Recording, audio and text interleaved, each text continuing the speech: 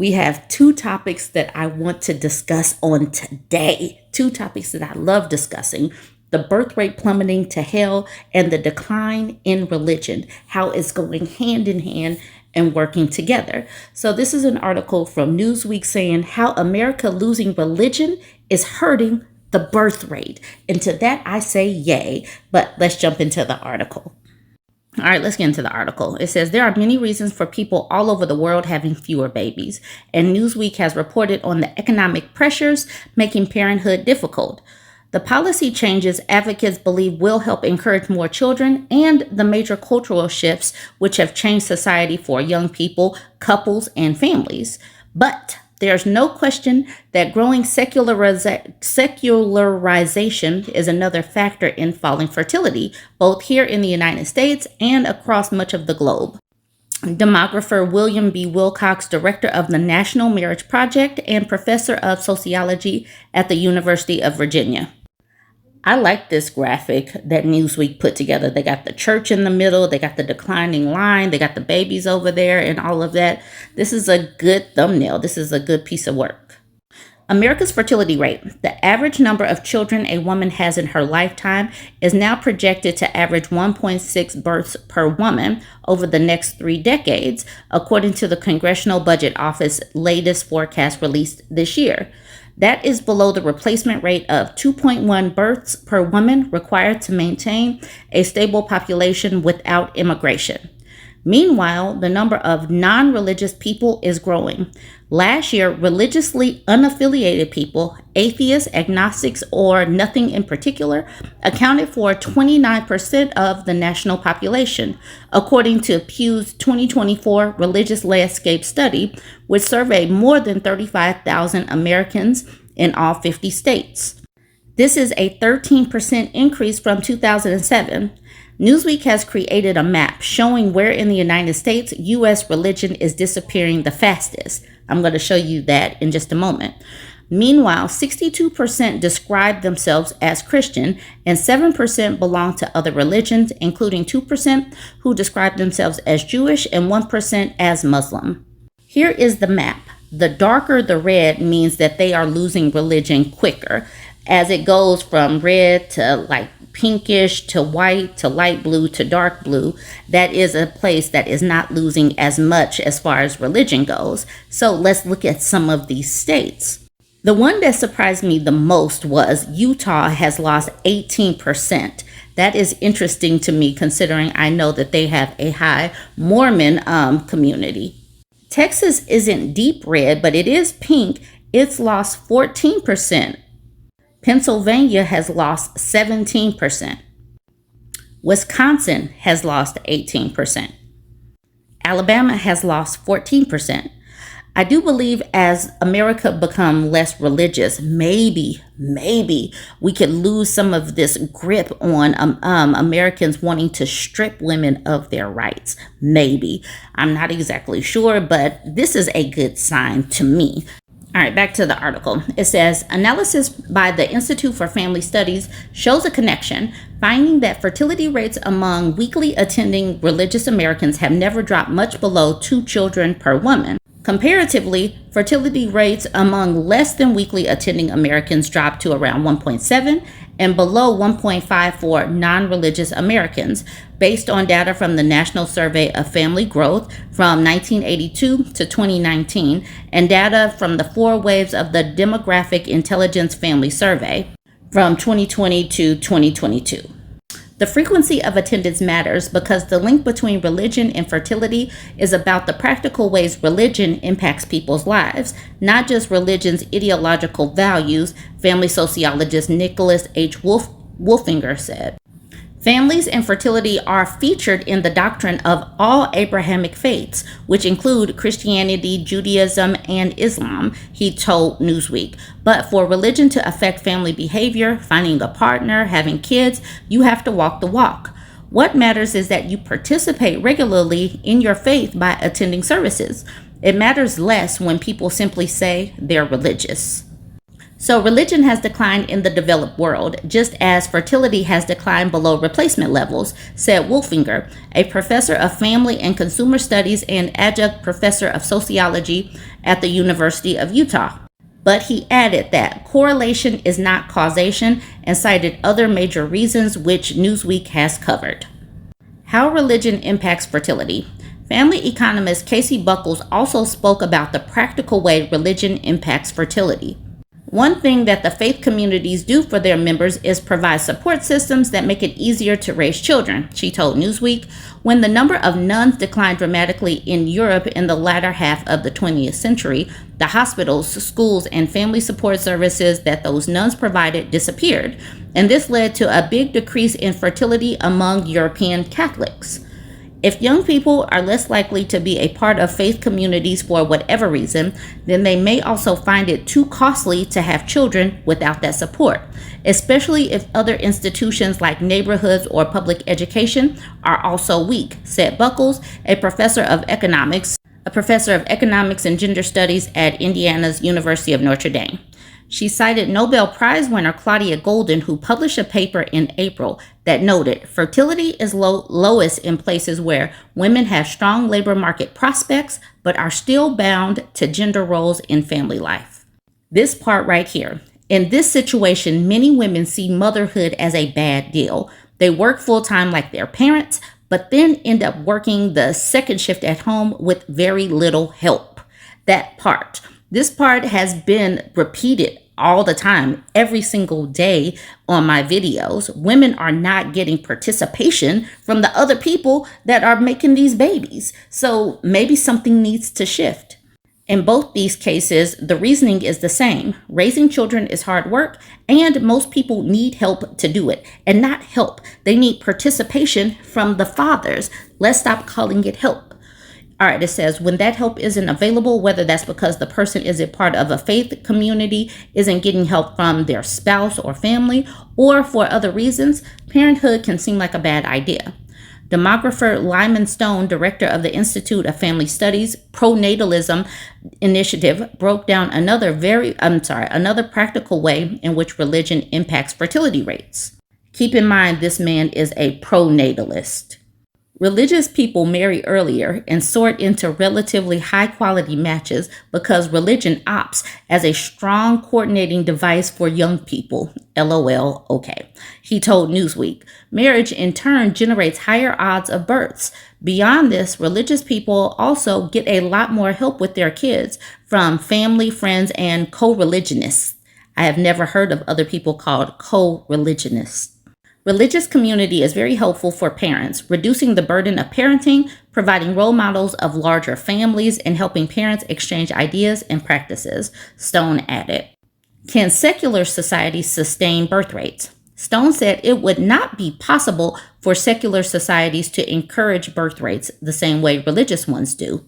The reason religious communities work is because they see themselves as quasi-kin, bound in transcendent communities, and they have stakes in each other, he said. But Stone said there are some examples of high fertility non-religious groups, such as the Roma population, which they are bound by strong, hard-to-replicate ethnic ties. Indeed, Roma populations in Central and Eastern Europe typically exhibit total fertility rates at or above replacement level of 2.1, and the majority population average, according to comparative population studies research done in 2021. Stone also cited communism, which did manage to boost birth rates partly via high solidaristic communitarian messaging, but all aimed at state/class solidarity. Many advocates have called for more family-friendly policies so that people have access to the support they need to have families, regardless of whether they are religious or not. These include more parental leave, accessible childcare, and gender equality. Countries have sustained or moderately increased birth rates like France or the Nordic nations have done so by investing in affordable childcare, paid parental leave, gender equal workplaces, and housing support. Poonam Mudreja, executive director of the Population Foundation of India.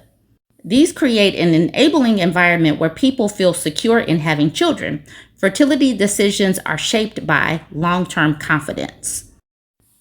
Theodore Costco, a research fellow at the Oxford Institute of Population Aging, echoed her remarks, telling Newsweek previously that addressing declining birth rates would require comprehensive support mechanisms such as affordable childcare, paid parental leave, healthcare access, and economic stability. I have been talking about these articles for a while because I am quite interested in this. And the fact that they are acknowledging the decline in religiosity as part of the reason is amazing to me, because I can see how this is happening because the grip of patriarchy is finally loosening up. And you see people trying to bring women back into the fold. You see these religious leaders. You have people like this man, Doug Wilson, who says women are the kind of people that people come out of. He's also said that women should not be voting. He said women should not be leaders because these people are trying to reverse all of the gains of women. And this type of rhetoric is not just staying within the church. He is echoing many of the same things that red pillars say. If you just listen, red pillars and these theo bros and, even lawmakers, the people that are writing Project 2025, they are all echoing the same thing. They need to make sure that women do not have reproductive rights, and they want to strip women's ability to make money because that will force them to be back in the home. And some of these people think that it's going to get women back in the church. So just keep all of this in mind. We're not going backwards because I believe that once women are out of the church, people like me who are raising their kids in a non-religious household, they're only going to continue to see the declines in numbers. So I don't think that they're going to be able to see this trend go back up, but we see where they are trying to take it to. Anyways, go ahead, join the conversation. I did talk about this CNN interview with this Doug Wilson. That's on another video, but go ahead, join the conversation. Let me know what you think about all of this, how it goes hand in hand, the decrease in religion, the decrease in birth rates, and all of this, and how it goes hand in hand. Hi, hello. That extremist pastor, that fringe Doug Wilson who is on CNN, he's not fringe. He's not extreme. I just recently left Christianity, and I come from a couple of different backgrounds in Christianity, but one of them that's most important in my childhood is the Reformed faith. Yeah, it's huge. It's massive. Doug Wilson is not fringe. Doug Wilson is infiltrating homes like you would not believe. His daughter is actually Rachel Yankovich, and she previously Wilson, she got married, and she is massive in the church, especially massive with young women or married women with children, specifically married women with children. She's writing book after book after book. Doug Wilson loves the idea of the sin of empathy. Rachel loves the idea of the sin of empathy. Women are not allowed to vote. No. I mean, they're allowed to right now, but this is not fringe. This is not new. They do not want women to vote. I come from a church where they would not let women vote in the church. We were not allowed to be present in church meetings, that our husbands or our fathers were to tell us what happens in church meetings. And you wonder to yourself, aside from all of the craziness that brings, a specificity. What about a single woman who doesn't have a father in the church? What about perhaps a divorced woman? No, she was not let in. No, she was not let in to the meetings where we could vote. No, she was not let in to hear that there was a pedophile in our church, because no man was above her to let her know these things. Story for another time. But no, those meetings where really big things are told in the church, it's up to the men to share with their wives or their children. Yeah, if you don't have a man, you're not allowed in. And they want that in America. They absolutely, I promise you, Doug Wilson is not fringe. I need to scream this from the mountaintops. He is not fringe. He does not believe women. Women are property. I come from a family who believed that. I divorced a family who absolutely believes that women are property. They said it with their own mouths. This is not fringe. This is modern day Christian America. This is modern day Western Christianity. I need everyone to know that Doug Wilson is not fringe. He is the norm. Women are the kind of people that people come out of. So you just think They're meant to have babies. That's it. They're just a vessel. No, it doesn't take any talent to simply reproduce biologically. The wife and mother, who is the chief executive of the home, is entrusted with 3 or 4 or 5 eternal souls. I'm here as a working journalist, and I'm a mom of 3. Good for you. Is that an issue for No? you? No, it's not automatically an issue. Christ Church senior pastor Doug Wilson is the leader of a Christian nationalist movement that believes in a patriarchal society where men are dominant and women are expected to submit to their husbands. Josh and Amy Prince, along with their 4 kids, moved from Washington State to Moscow, Idaho, where Wilson's movement is based. Do you see Amy as your equal? Yes and no, in the sense that we're both saved by grace. We're absolutely on equal footing, but we have very different purposes, God-given. But do you see yourself as the head of the household, as the man? He is the head of our household. Yes, and I do submit to him. So like moving here I was was gonna say that. ultimately your decision. Yes. That's a great example. Wilson says in his vision of a Christian society, women as individuals shouldn't be able to vote. His fellow pastors Jared Longshore and Toby Sumter agree. In my ideal society, we would vote as households. And I would ordinarily be the one that would cast the vote, but I would cast the vote having discussed it with my household. But what if there's your wife doesn't want to vote for the same person as you? Right. Well, then that's a great opportunity for a good discussion. There are some who have gone so far as to say that they want the 19th Amendment repealed. I would support that. And I'd support it on the basis that the atomization that comes with our current system is not good for humans. And Wilson, a veteran himself, is unapologetic about his view that women shouldn't be in certain leadership or combat roles. Looking at the leadership page for Christ Church, it's all men. Do you accept women in leadership roles in the church and government? In the church, no. Why? Because the Bible says not to. Well, that's not what happens in the Bible. Women do lead all the time. Progressive faith leader Reverend Jennifer Butler is concerned about Wilson's growing influence. He is rapidly gaining in power. He has hundreds of churches established around the country. They actually literally want to take over towns and cities, and they have access to this administration. Wilson's highest level connection to the administration is Defense Secretary Pete Hegseth. It's not organizationally tied to us, but it's the kind of thing we love to see. For his part, Hegseth has publicly praised Wilson. Now we're standing on the shoulders of a generation later, the Doug Wilsons and the others.